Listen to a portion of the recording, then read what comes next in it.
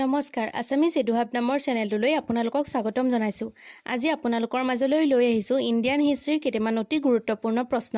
গতিকে ভিডিঅটো সম্পূৰ্ণকৈ চাব আৰু লগৰ বন্ধু-বান্ধৱীৰ সৈতে শ্বেয়াৰ কৰি দিব। গতিকে আহক আজি ভিডিঅটো আৰম্ভ কৰো। Question number 1. Who was the first Indian journalist to be imprisoned?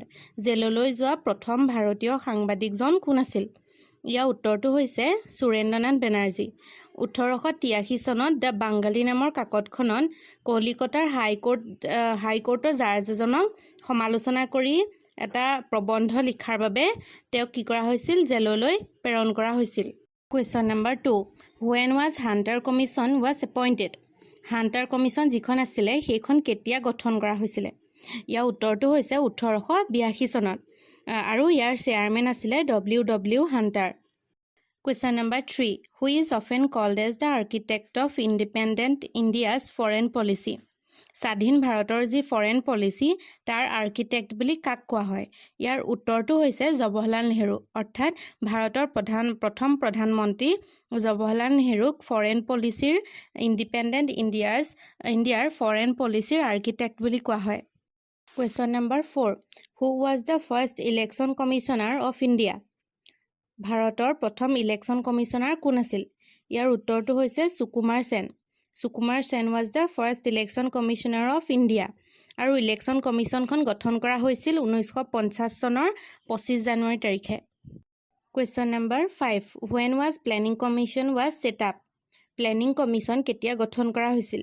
ইয়াৰ উত্তৰটো হৈছে 1950 চনৰ মাৰ্চ মাহত প্লেনিং কমিশ্যনখন গঠন কৰা হৈছিলে। এতিয়া পাছৰটো প্ৰশ্ন, the first 5-year plan was based on? প্ৰথম যি পঞ্চবাৰ্ষীয় পৰিকল্পনা সেইখন কিহৰ ওপৰত ভিত্তি কৰি বনোৱা হৈছিলে? ইয়াত 4টা অপশ্যন দিয়া আছে। এই 4টা অপশ্যনৰ ভিতৰত শুদ্ধ অপশ্যনটো হৈছে হেৰড ডোমাৰ মডেল। অৰ্থাৎ the first 5-year plan was based on Harrod Domar model. Question number 7. When was UGC was set up? অৰ্থাৎ ইউনিভাৰ্চিটি গ্ৰাণ্ট কমিশ্যনখন কেতিয়া গঠন কৰা হৈছিলে? ইয়াৰ উত্তৰটো হৈছে 1953 চনত। 1953 চনত ইউজিচিখন ছেট আপ কৰা হৈছিলে আৰু ইউজিচি এক্ট যিখন সেইখন পাছ হৈছিলে 1956ত। Question number 8. Panchsheel was a? Panchsheel কি আছিলে? এই প্ৰশ্নটোত আমাক সুধিছে আৰু এই 4টা অপশ্যনৰ ভিতৰত শুদ্ধ অপশ্যনটো হৈছে It was an agreement with China which formalized the Chinese occupation of Tibet. Bharat আৰু চীনৰ মাজত এখন আছিলে শান্তি চুক্তি। চীনৰ অধীনত থকা তিব্বতৰ অংশসমূহৰ বাবে ভাৰত আৰু চীনৰ মাজত যি বৰ্ডাৰ ডিস্পিউট আছিলে সেইসমূহ শেষ কৰিবৰ বাবে এই শান্তি চুক্তিখন স্বাক্ষৰিত কৰা হৈছিলে আৰু এই শান্তি চুক্তিখন স্বাক্ষৰিত কৰা হৈছিলে 1954 চনত। Question number 9. In 1960, the Chinese PM came to New Delhi to negotiate border dispute. What was his name? 1960 চনত চাইনাৰ কি আছিলে PM-জন ভাৰতলৈ আহিছিলে।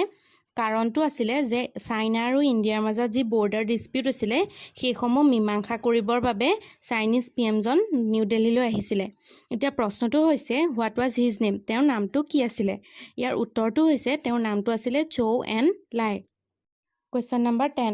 Who was the first PM to have a secretary to the PM? প্ৰথম ছেক্ৰেটাৰী থকা prime মিনিষ্টাৰজন ভাৰতৰ কোন আছিলে? ইয়াৰ উত্তৰটো হৈছে লাল বাহাদুৰ শাস্ত্ৰী আৰু প্ৰথম ছেক্ৰেটাৰীজন আছিলে LK ঝা আৰু বৰ্তমান ভাৰতৰ প্ৰধানমন্ত্ৰী নৰেন্দ্ৰ মোদীৰ ছেক্ৰেটাৰীজনৰ নাম হৈছে doctor PK Mishra. Question number 11. Who gave the slogan জয় জৱান জয় কিষাণ? জয় জৱান জয় কিষাণ নামৰ এই শ্লোগানটো কোনে দিছিলে? ইয়াৰ উত্তৰটো হৈছে লাল বাহাদুৰ শাস্ত্ৰী।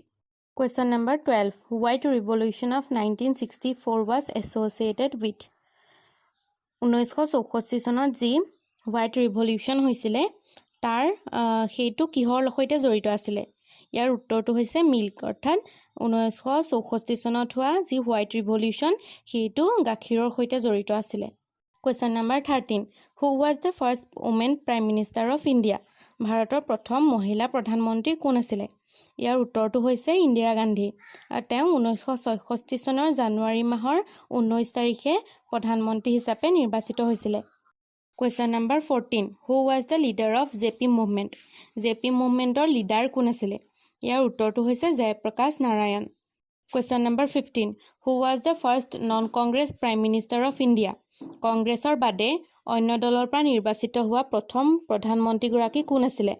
ইয়াৰ উত্তৰটো হৈছে মোৰাৰজী দেশাই। ধন্যবাদ। এই 15টা প্ৰশ্নৰে আজিৰ ভিডিঅ'টো সামৰণি মাৰিছোঁ। ভিডিঅ'টো যদি চাই ভাল পালে তেন্তে লাইক, শ্বেয়াৰ আৰু কমেণ্ট কৰিব আৰু আমাৰ চেনেলটো নিশ্চয় ছাবস্ক্ৰাইব কৰিব আৰু কাষতে থকা বেল আইকনটো বজাই দিব যাতে আমি নতুন ভিডিঅ' দিলে আপোনালোকে গম পাই থাকে। ধন্যবাদ।